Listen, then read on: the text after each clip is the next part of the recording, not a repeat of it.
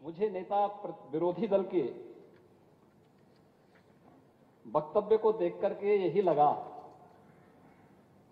कि 2014, 2017, 2019 और 2022 का जो जनादेश है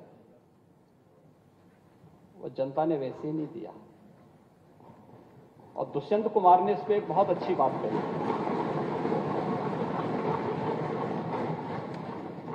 महोदय, दुष्यंत कुमार ने एक बात कही थी कि तुम्हारे पांव के नीचे कोई जमीन नहीं, कमाल यह है फिर भी तुम्हें यकीन नहीं।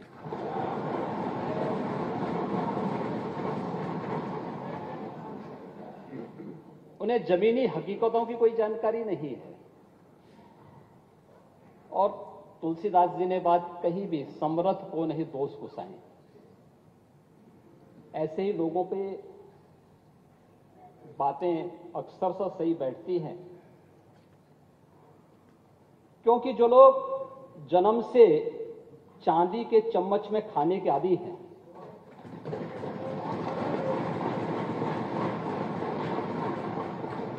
वे गरीब की समस्या को क्या समझेंगे। ओह, मैं आ रहा हूं, वहां भी आ रहा हूं। वे एक गरीब की पीड़ा को क्या समझेंगे, एक किसान की पीड़ा को क्या समझेंगे, एक दलित की पीड़ा को भी क्या समझेंगे, और अति पिछड़ों और पिछड़ों के साथ क्या इन्होंने व्यवहार किया था ये किसी से छुपा हुआ नहीं। ये तो पूरा प्रदेश जानता है, पूरा देश जानता है। महोदय, महान किसान नेता और भारत के पूर्व प्रधानमंत्री चौधरी चरण सिंह जी ने कहा था कि देश की प्रगति का मार्ग इस देश के गांव, गलियों, खेत और खलिहानों से होकर के जाता है। चौधरी चरण सिंह जी की बातों को वास्तव में समाजवादी पार्टी ने अपने कालखंड में थोड़ा भी ध्यान में रखा होता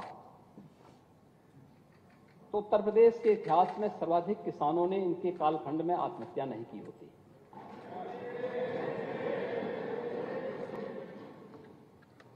और मुझे चौधरी चरण सिंह जी की बातों के साथ ही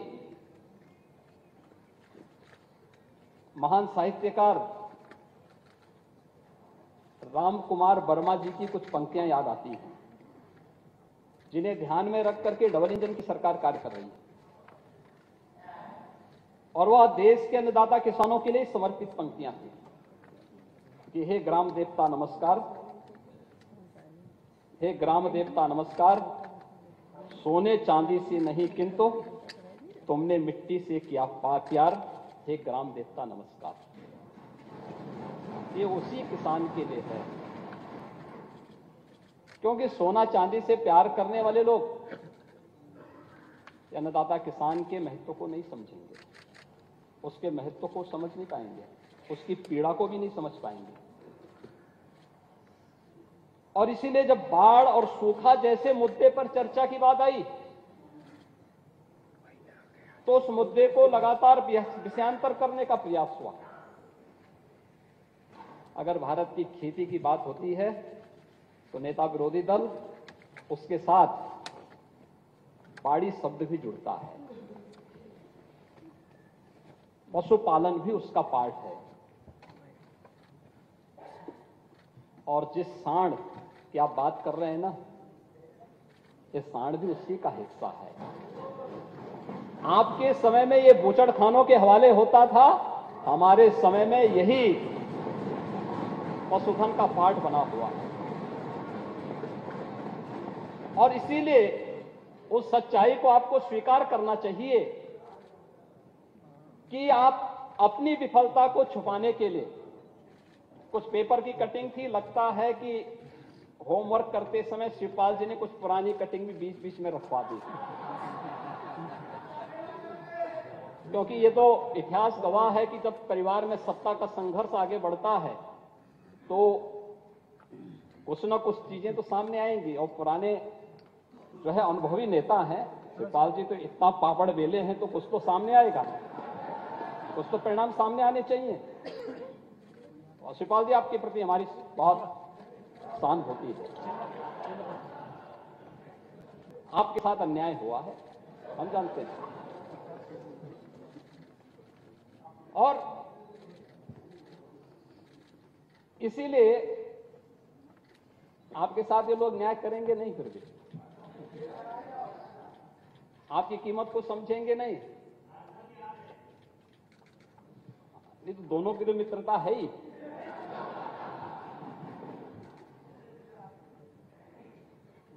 और महोदय, मैं यहीं से प्रदेश के अन्नदाता किसानों के बारे में मैं आऊंगा। जो नेता विरोधी दल ने जो बातें रखी उन सब पे चर्चा करूंगा।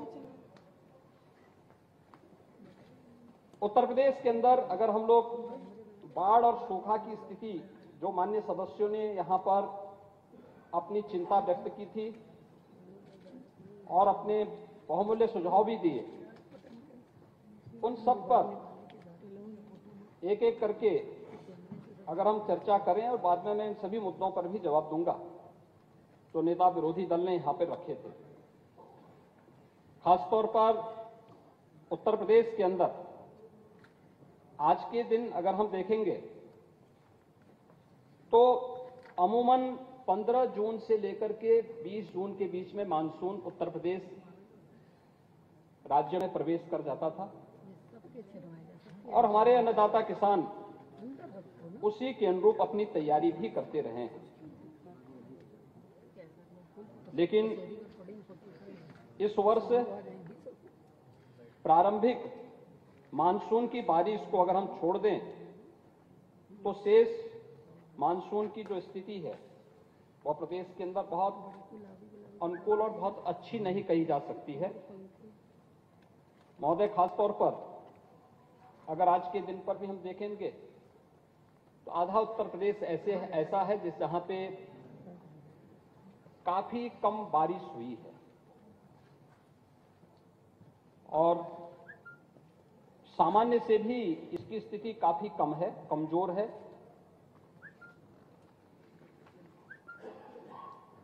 ये स्थिति उत्तर प्रदेश के लिए अगर हम देखेंगे पश्चिम के कुछ जनपदों में एक्सेस वाटर की बात सामने आई है, लेकिन उसकी स्थिति भी बहुत अच्छी नहीं कही जा सकती है, क्योंकि उत्तर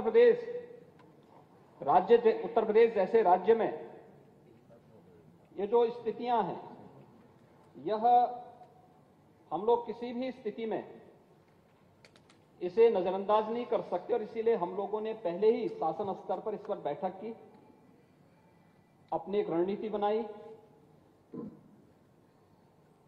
प्रारंभिक समय में जो मानसून उत्तराखंड, हिमाचल और हरियाणा के अंदर एक साइक्लोन के कारण उस क्षेत्र में देखने को मिला था,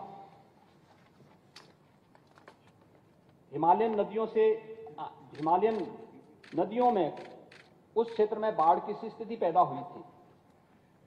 बाढ़ के कारण वहां पे काफी फसलों को नुकसान पहुंचा था। उसके आकलन के आदेश भी दिए गए हैं और उस पर आगे की कार्रवाई शासन स्तर पर आगे बढ़ रही है। इस सब के बावजूद उत्तर प्रदेश जैसे राज्य की स्थिति जो है और देश के अंदर अन्य राज्यों की तुलना में बहुत बेहतर स्थिति में है। महोदय, जहां उत्तर प्रदेश की बात करते हैं, उत्तर प्रदेश देश का और संभवतः दुनिया का पहला ऐसा भूभाग है जहां पर 86 से 90% भूभाग कृषि योग्य भूमि वह सिंचित है। नहरों से, सरकारी नलकूपों से और निजी नलकूपों से भी उन्हें आच्छादित करने का प्रयास वहां आच्छादित किया गया है। और उसी का परिणाम है कि अगर हम देखेंगे तो अब तक कृषि जो हमारे पास जो डाटा है उसके अनुसार अगर हम देखेंगे तो कृषि बुवाई का जो सामान्य प्रतिशत है वह लगभग 88% फसलों को किसानों ने उसकी बुवाई हुई है और धान की नर्सरी भी लगभग 100% नर्सरी अब तक लग चुकी है। हाँ, उस पर कम बारिश के कारण या अन्य कारणों से थोड़ा नुकसान जरूर हुआ होगा। उस पर सरकार अपने स्तर पर सरकार की कार्रवाई आगे बढ़ रही है। महोदय, उत्तर प्रदेश की जो एक विशिष्टता है इसी का परिणाम है। सिंचाई की अतिरिक्त सुविधा होने, अतिरिक्त विकल्प होने का परिणाम क्या है? देश के कुल कृषि योग्य जो भूमि है वो 11% भूमि उत्तर प्रदेश के अंदर है। देश की आबादी का 16% आबादी उत्तर प्रदेश में निवास करती है, लेकिन देश की कुल खाद्यान्न आपूर्ति यानी खाद्यान्न का जो उत्पादन है उत्तर प्रदेश में 20% होता है। यानी 11% कृषि योग्य भूमि पर उत्तर प्रदेश का अन्नदाता किसान 20% अन्न उत्पादन करता है। और 20% अन्न उत्पादन का मतलब ये दिखाता है कि उत्तर प्रदेश के किसान ने अपने परिश्रम से, अपने पुरुषार्थ से उत्तर प्रदेश को आगे बढ़ाने में अपने स्तर पर किसी भी प्रकार की कोताही नहीं की। सरकार लगातार इस दिशा में अपने स्तर पर प्रयास कर रही है कि किसानों को अधिक से अधिक सुविधाएं दे सकें। और इस दिशा में जो सरकार के स्तर पर अब तक प्रयास प्रारंभ हुए हैं, इसमें अगर हम बाढ़ और सूखा से संबंधित बात करें,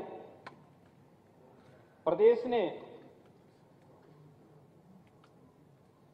गत वर्ष की तुलना में अगर आप देखेंगे, इस वर्ष ही अब तक प्रदेश ने उन किसानों को मुआवजा देने का कार्य प्रारंभ किया है जो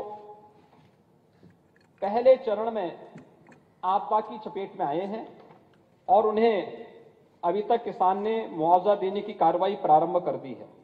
और इस सरकार लगातार इस दिशा में 2017 से ही कार्य कर रही है।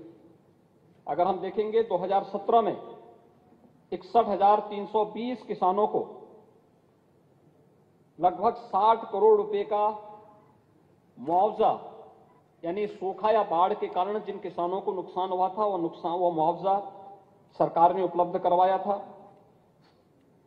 इसी प्रकार से 2018-19 में भी प्रदेश के 3,84,113 किसानों को 212 करोड़ रुपए से अधिक का मुआवजा उपलब्ध कराया गया। इसमें ज्यादातर जो मुआवजा था वह सूखा से संबंधित था। सूखे से पीड़ित जो किसान थे उन लोगों को यह मुआवजा उपलब्ध करवाया गया।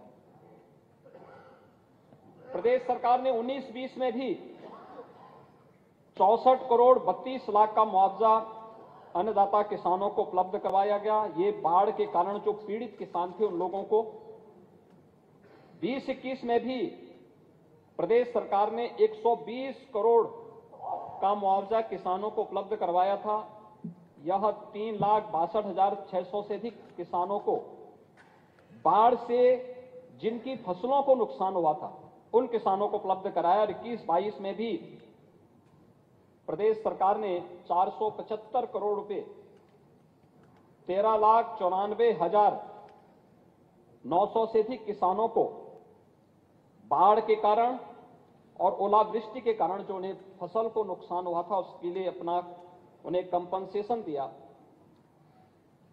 22-23 में भी प्रदेश सरकार ने 427 करोड़ रुपए प्रदेश के 12,14,000 से अधिक किसानों को मुआवजे के रूप में वितरित किए, जिनमें बाढ़ और ओलावृष्टि के कारण, अतिवृष्टि के कारण जिन किसानों को नुकसान हुआ था उसके लिए कंपनसेशन दिया है और अब तक 8,400 से अधिक किसानों को प्रदेश सरकार बाढ़ के कारण जो क्षति हुई है उसका कंपनसेशन उपलब्ध करवा चुकी है।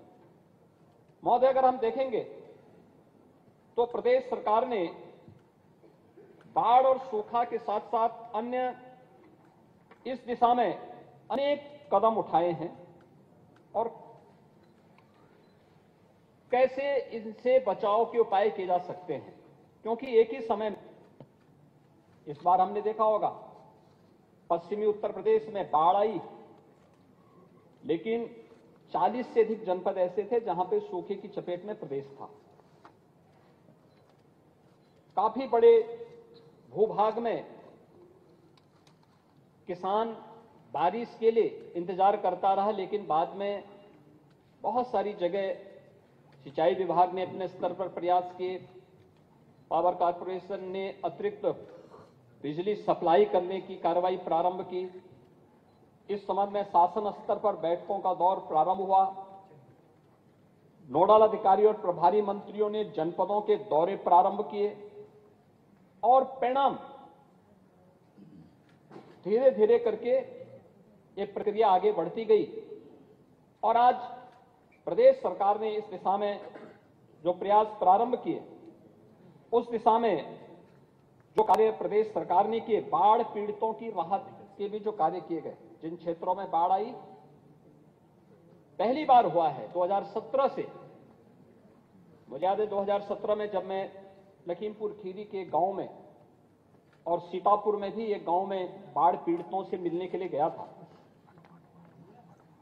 तो बाढ़ पीड़ितों को राहत के लिए उस समय तक सूखे ब्रेड उपलब्ध कराए जाते थे। कोई मुआवजा नहीं दिया जाता था।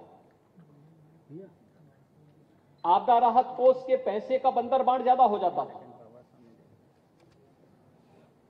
मैंने उसी दिन पूछा, मैंने कभी ये क्या राहत में केवल ब्रेड उपलब्ध कराया जा रहा, सूखा ब्रेड? तो लोगों ने कहा, तो मैं स्वयं उस दिन सायकाल 2017 में ही वापस आया, आकर के मैंने स्वयं बैठक ली और हम लोगों ने उस समय तय की एक राहत किट तैयार करने के लिए, जिसमें हर बाढ़ पीड़ित को 10 किलो चावल, 10 किलो आटा, 10 किलो आलू, दाल, तेल, नमक, मिर्च मसाले, गैस लाई, बरसाती, मोमबत्ती, ये सभी, केरोसिन, ये सभी कुछ उपलब्ध करवाने की व्यवस्था भी की और महिलाओं के लिए डिग्निटी किट की व्यवस्था भी प्रारंभ की। और मुझे बताते हुए प्रसन्नता है कि अभी तक इस वर्ष बाढ़ पीड़ितों में जो पश्चिमी उत्तर प्रदेश में बाढ़ आई थी, वहां पर 26,964 ड्राई राशन किट वहां पर उपलब्ध करवाई गई, उन बाढ़ पीड़ित क्षेत्रों में उपलब्ध करवाई गई। 2,550 डिग्निटी किट उपलब्ध करवाई गई। 909 बाढ़ शरणालय बनाए गए और पशुओं के चारे की व्यवस्था भी उन क्षेत्रों में पीड़ित परिवारों के लिए उपलब्ध करवाई गई। प्रभावित क्षेत्रों में मेडिकल कैंप लगाने के साथ साथ पशुओं के टीकाकरण की व्यवस्था भी की गई। बाढ़ बचाव के लिए अतिरिक्त नौकाओं की व्यवस्था भी वहां पर की गई।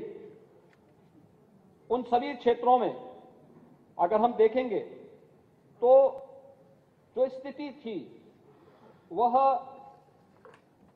प्रशासन की कार्रवाई से और जनप्रतिनिधियों की सक्रियता से बहुत जनता में आपदा के बावजूद भी एक संतुष्टि का भाव देखने को मिला था। मैं स्वयं उन क्षेत्रों का दौरा करने के लिए गया था, हमारे मंत्रीगण गए थे, मंत्रियों ने वहां कैंप किया और पब्लिक में एक संतुष्टि का भाव वहां देखने को मिला।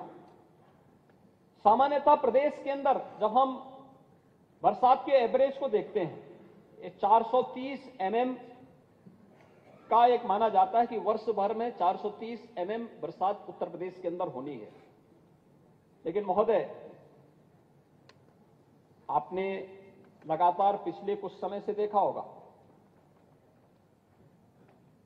कि जब मौसम चक्र में किसी प्रकार की कोई विसंगति आती है, चाहे वह ग्लोबल वार्मिंग के कारण आता हो या किसी भी अन्य कारणों से, उसका दुष्प्रभाव सबसे अधिक किसी पे पड़ता है तो अन्नदाता किसान है।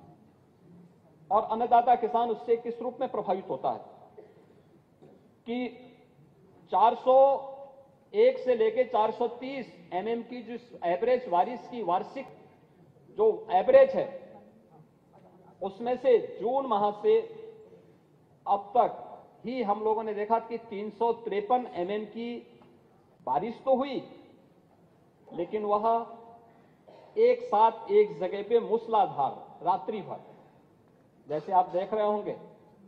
मैं धन्यवाद दूंगा नेता प्रतिपक्ष विरोधी दल को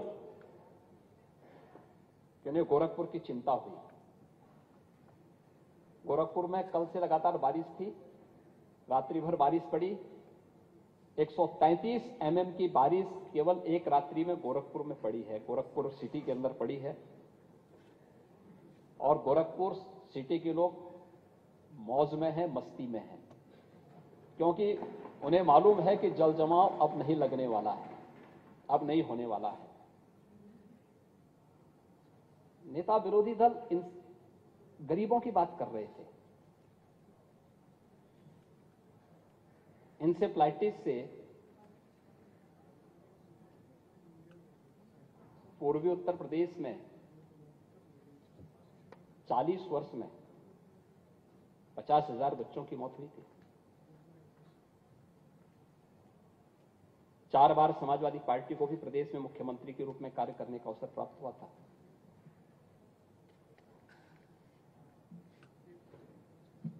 नब्बे फीसदी जो बच्चे थे मरने वाले, जो असमय काल कल्पित हुए,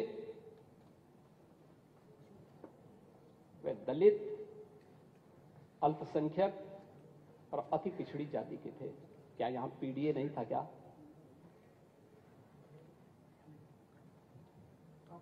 क्या कर रहे थे? 4 बार मुख्यमंत्री बनने के बाद भी आप लोगों ने उसका समाधान नहीं निकाल पाए। आपको तो 5 साल का पूरा कार्यकाल मिला था। और मुझे बताते हुए गर्व है, हमारी सरकार ने अपने पहले कार्यकाल में ही इंसेफ्लाइटिस का समूल नाश कर दिया।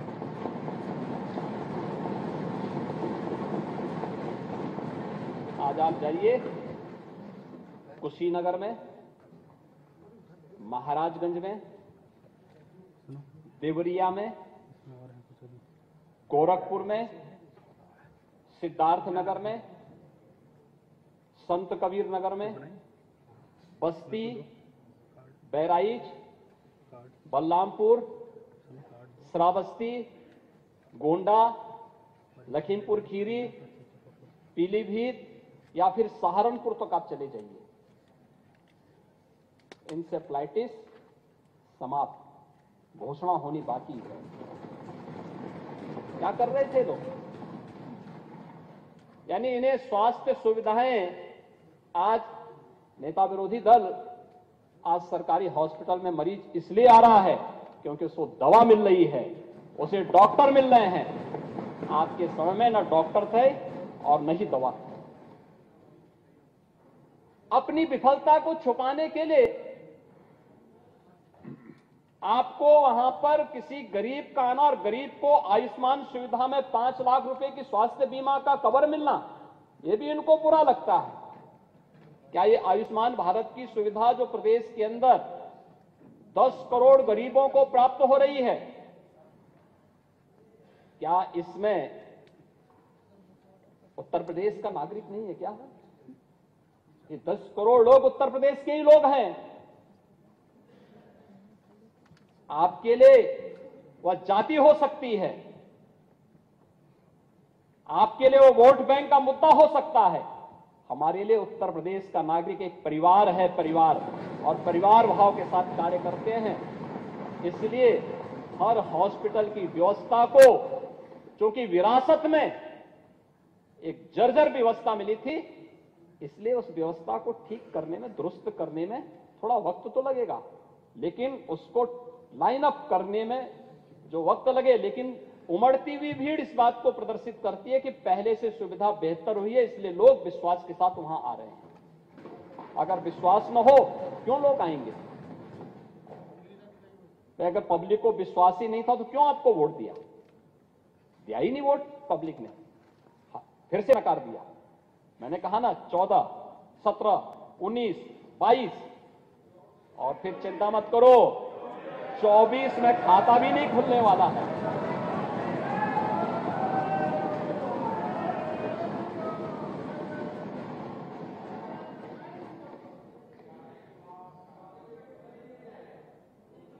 चौबीस में डबल इंजन की सरकार फिर से रिपीट करेगी,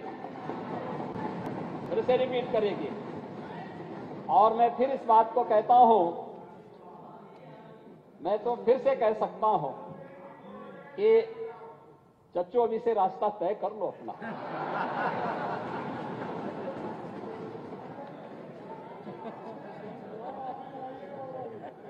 देखो ये आपके साथ न्याय नहीं करेंगे।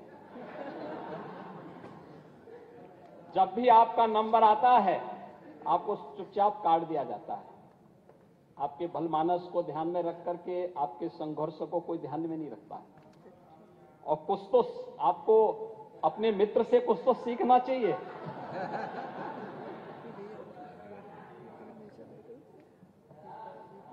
नहीं, ये दरार नहीं है।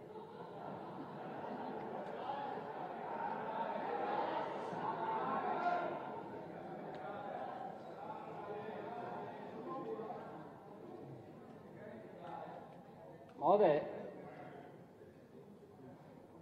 ये सरकार पहली सरकार है जिस सरकार ने अन्नदाता किसानों के हित में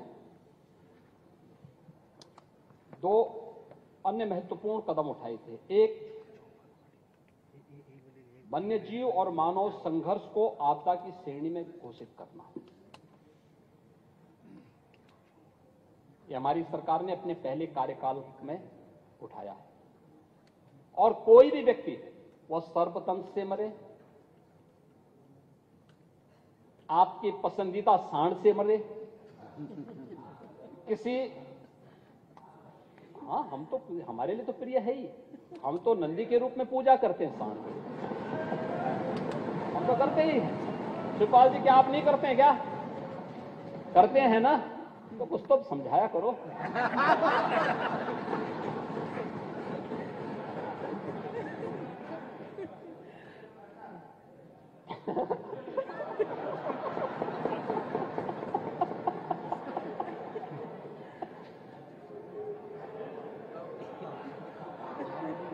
देखो,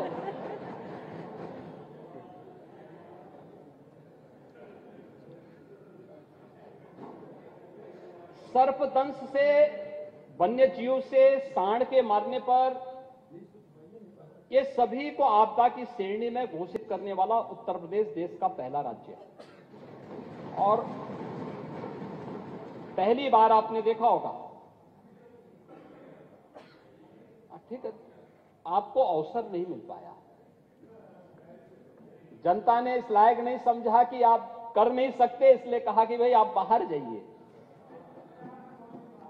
और इसलिए डबल इंजन की सरकार आई। डबल इंजन की सरकार ने आते ही अन्नदाता किसानों के हित में एक कदम उठाया और आज हर किसान को स्वतःस्फूर्त भाव के साथ मिल रहा है। बिजनौर की जो चर्चा नेता विरोधी दल कर रहे थे, आपको मालूम होगा कि वहां पे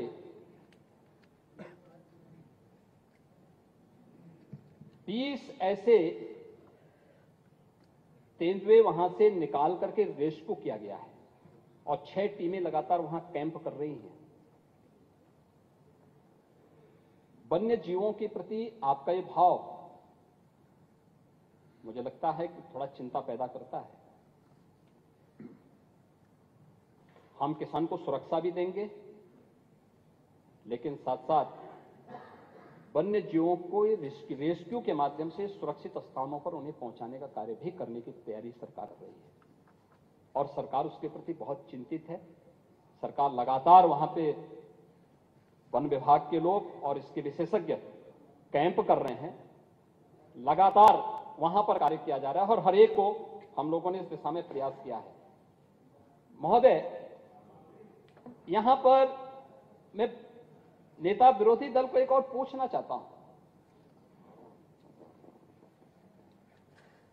ये जो प्रधानमंत्री आवास योजना से लाभान्वित 55 लाख लोग हैं उत्तर प्रदेश के अंदर, क्या ये पीडीए के पार्ट नहीं है क्या?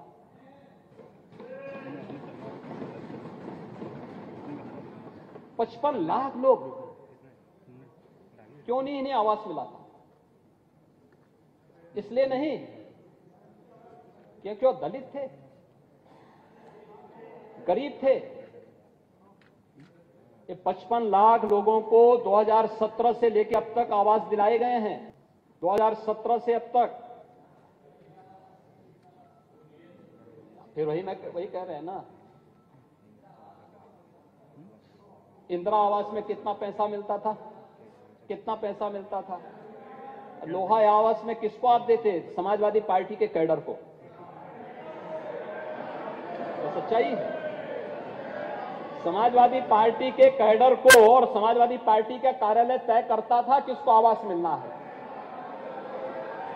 ये पहली सरकार है मोदी जी के नेतृत्व में, जब प्रधानमंत्री आवास योजना घोषित हुई, और प्रधानमंत्री आवास योजना घोषित होने पर न सेंट्रल में और न राज्य उत्तर प्रदेश में तब बीजेपी की गवर्नमेंट नहीं थी, लेकिन शेख सूची हम लोगों ने माना।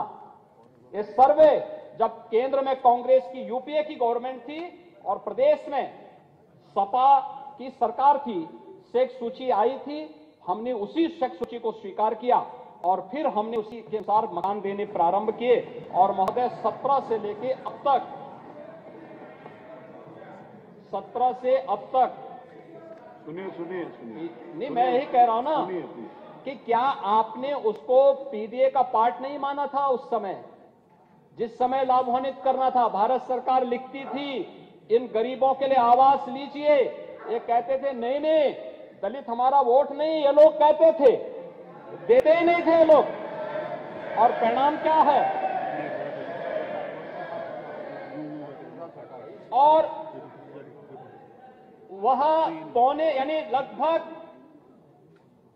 केंद्र में मोदी जी के नेतृत्व में सरकार बनने के बाद लगभग 2.5 वर्ष ये लोग सरकार में रहे। योजना लागू हुई, भारत सरकार लिखती थी, इन्होंने नहीं दिया।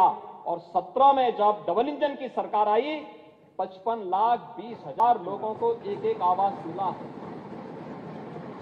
जिसमें से 44,93,000 आवास अब तक बनकर के तैयार हो चुके हैं, गृह प्रवेश हो चुका है। ये लोग दलित और पिछड़ों की बात करते हैं, अल्पसंख्यकों की बात करते हैं महोदय। और यही नहीं, डबल इंजन सरकार ने एक और काम किया है। प्रयागराज में भी एक भूमाफिया की जमीन को मुक्त करा करके 76 गरीबों को वहां भी आवास दिया है।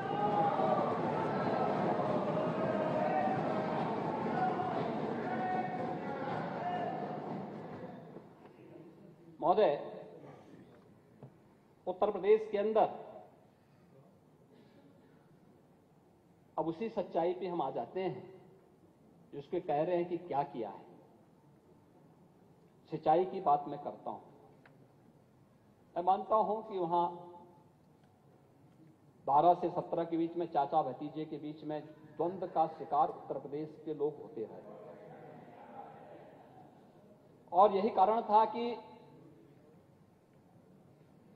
भतीजे को लगता था कि कहीं ऐसा ना हो कि चाचा हावी हो जाए, इसलिए पैसा ही नहीं देते थे, पैसा ही नहीं देते थे। परिणाम था सिंचाई 12 से 17 के बीच में। आ रहा हूं बहुत चिंता मत करो, आपकी सारी जिज्ञासाओं को दूर कर दूंगा एक झटके में, एक एक करके। 8 परियोजनाएं पूर्ण हो पाई थी 12 से 17 के बीच, और 17 से 22 के बीच में हम लोगों ने 20 परियोजनाओं को पूरा किया है। सिंचन क्षमता 12 से 17 के बीच में 1,95,900 हेक्टेयर को हुआ। 1,95,900 हेक्टेयर और 17 से 22 के बीच में 23,17,000 हेक्टेयर भूमि को सिंचाई के सुविधा प्राप्त हुई है, जिससे 44 लाख किसान सीधे सीधे लाभान्वित हुए। वही मैं कह रहा हूं ना, तो देखिए सच्चाई हमेशा थोड़ा कड़वी होती है और सत्य को स्वीकार करने की सामर्थ्य भी होनी चाहिए। वही मैं कह रहा हूं ना महोदय। इसी प्रदेश के अंदर कुल जो नलकूप हैं, राजकीय नलकूप और निजी क्षेत्र में नलकूप काफी बड़े पैमाने पर है। यद्यपि जहां पे नहरों का संचाल नहीं बच पाया है, बड़ी यानी नहरें नहीं जा पाई, रजवाहा नहीं जा पाए, गोल नहीं जा पाए, उसके अनुक्रम में वहां पर किसानों ने पहले से ही, प्रगतिशील किसान रहा है, खेती बाड़ी प्राचीन काल से ही मां गंगा की इतनी कृपा रही कि यहाँ की जो भूमि थी अत्यंत उर्वरा थी। लोग खेती बाड़ी में विश्वास करते थे, परिश्रम पर विश्वास करते थे। अपने पुरुषार्थ से उन्होंने इस धरती से उस कालखंड में अन्न उत्पादन के माध्यम से अपनी समृद्धि का मार्ग प्रशस्त किया था। और यहां पर प्रदेश में भी हम लोगों ने इस दिशा में कार्य प्रारंभ किया। कुल निजी नलकूप प्रदेश के अंदर 14,65,600 से अधिक है। निजी नलकूप को पहली बार इन सभी किसानों को प्रदेश के अंदर गत वर्ष हम लोगों ने विद्युत बिल में 50% की छूट दी है। पहली बार किसानों को ये सुविधा प्राप्त हुई है उत्तर प्रदेश के अंदर। क्या कर रहे थे लोग? इन लोगों के पास किसानों के लिए कोई यानी किसानों के हित में करने के लिए कुछ भी नहीं था। इन्होंने कुछ भी नहीं किया, कुछ करना भी नहीं चाहते थे।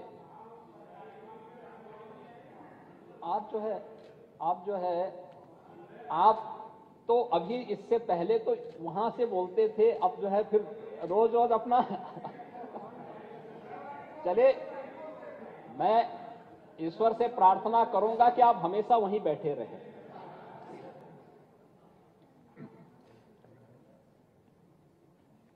और मौजूद 23-24 के लिए हम फीडर को अलग कर रहे हैं। हमारा प्रयास है कि हम लोग सभी उन निजी नलकूप लगाने वाले अन्नदाता किसानों को फ्री में बिजली उपलब्ध करवा सकें। हमने बजट का प्रावधान कर लिया है। 1500 करोड़ रुपए बजट का प्रावधान हम कर चुके हैं। फीडर के सेपरेशन की कार्रवाई चल रही है और ये समयबद्ध तरीके से आगे बढ़ेगी। प्रदेश के अंदर इसके साथ ही प्रदेश सरकार के द्वारा जो तमाम अन्य कार्यक्रम किए गए, इसमें नलकूपों के सोलर पंप के माध्यम से उन्हें सोलराइज करने की कार्रवाई।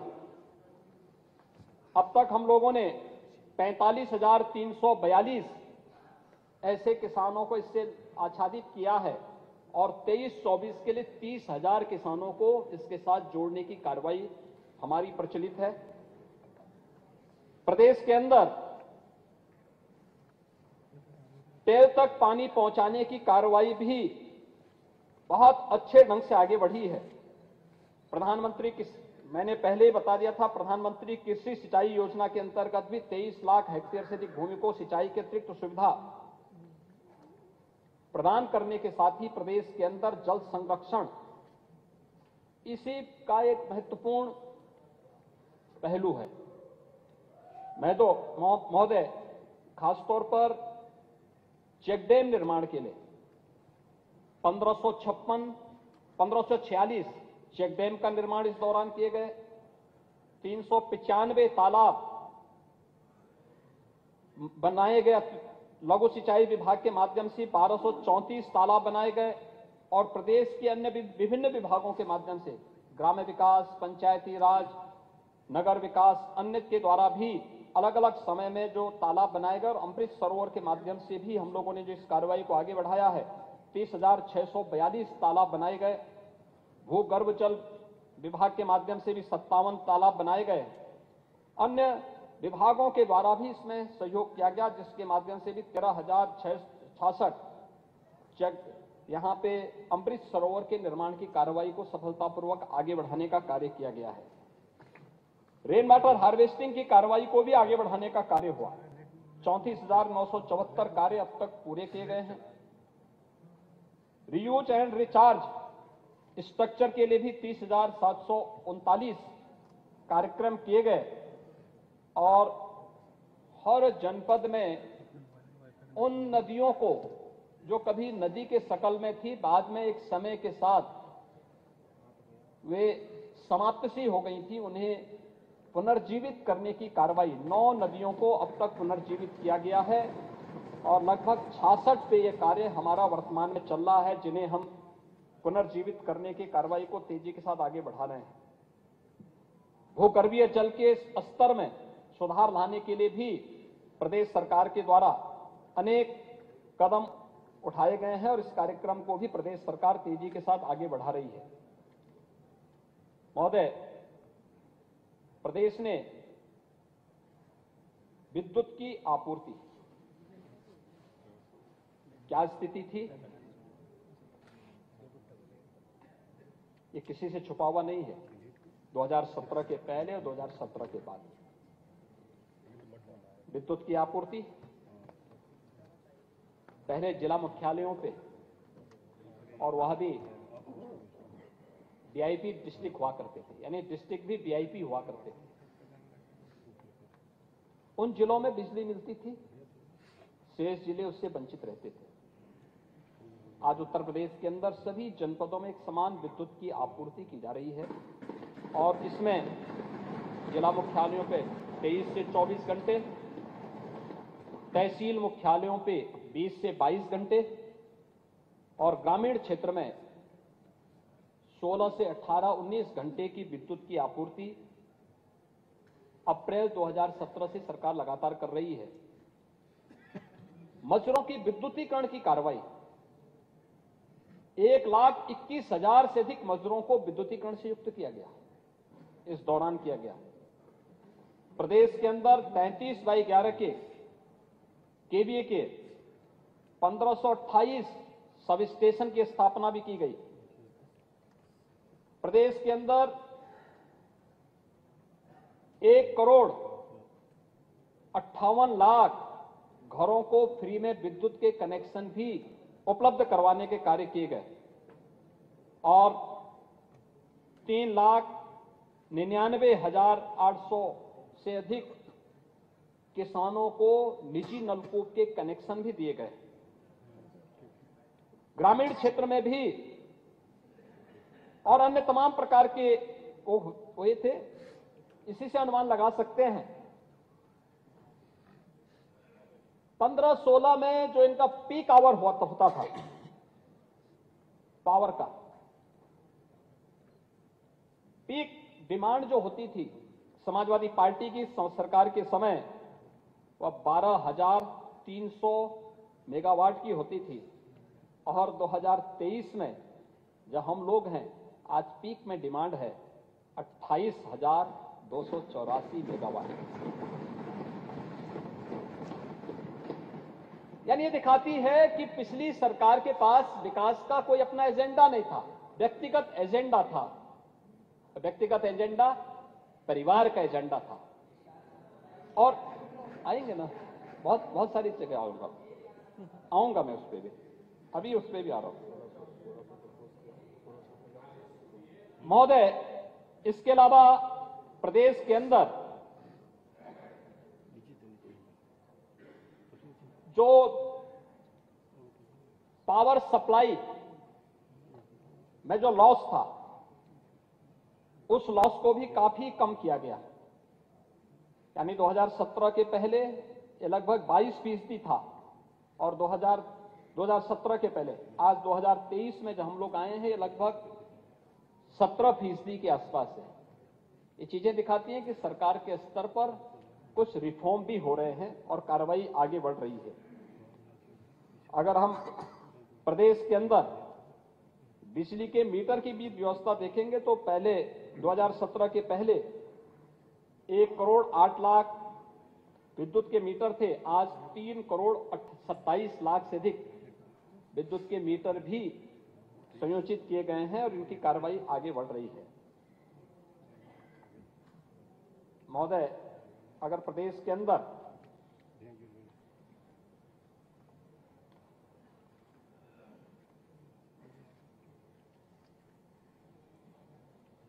हम लोग प्रदेश के अंदर इस कार्रवाई को आगे देखेंगे तो विद्युत उत्पादन के क्षेत्र में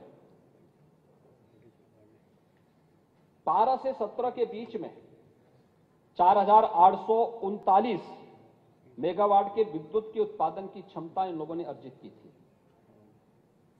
और इस समय हम लोगों ने अर्जित की है 5,820 मेगावाट और साथ साथ 1,600 मेगावाट के ओवरऑल तापीय परियोजना को हम लोगों ने आगे बढ़ाने की कार्रवाई को भी एनटीपीसी के साथ प्रारंभ की है। हमारा अनुमान है कि हम लोग बहुत शीघ्र इस परियोजना को आगे बढ़ाने का कार्य करेंगे और प्रदेश की आने वाली आवश्यकताओं की पूर्ति करने में ये इकाइयां महत्वपूर्ण भूमिका का निर्वहन करेंगे।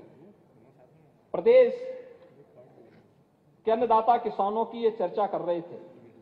महोदय, अन्नदाता किसान की जो स्थिति है प्रदेश के अंदर,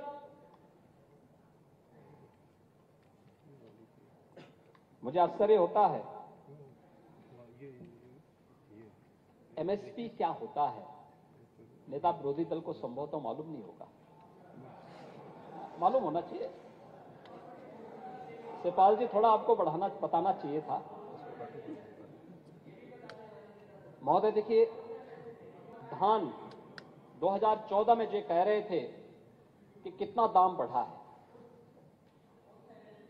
और उस समय की स्थिति क्या थी 2014-15 में ही मैं देखता हूं, धान की जो एमएसपी थी वह थी 1360 रुपये धान सामान्य में। शिवपाल जी, आप इसके बारे में कुछ जानकारी रखते होंगे, आप थोड़ा सुन लीजिए। आज महोदय उसी धान की एमएसपी 23-24 में सरकार ने 1360 की बजाय 2183 रुपये सीधे किसानों को दी।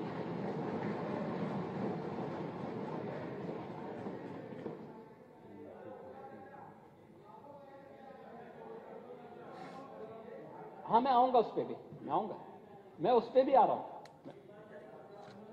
मैं आ रहा हूं। धान ग्रेड ये 1400 एमएसपी थी और आज 2203 रुपया वर्तमान में दी जा रही है। ज्वार हाइब्रिड 1530, वर्मा जी नोट करिए,